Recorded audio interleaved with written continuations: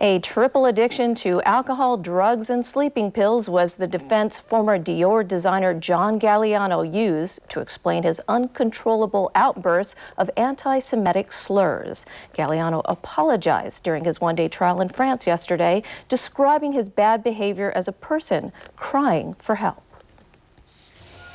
John Galliano's gift for having a new vision and flair is what gave the Parisian brand Dior that je ne sais quoi, making his runway shows an outrageous hit on the Paris fashion calendar. But it was a different kind of outrage that destroyed his career when he derided a couple with anti-Semitic insults back in February. Not only did Galliano's insulting remarks shock the fashion world, but as it turns out, his boss is Jewish.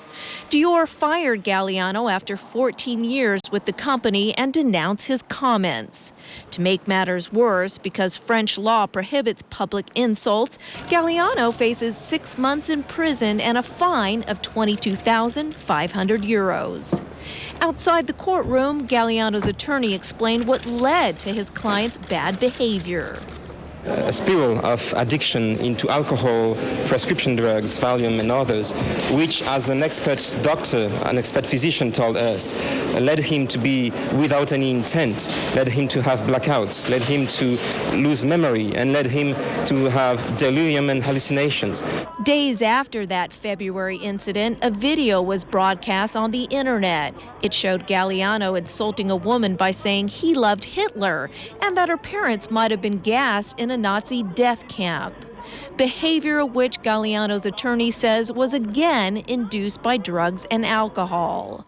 The designer is said to be doing better after spending weeks in rehab. Prosecutors are now seeking a fine of about €10,000 with no jail time.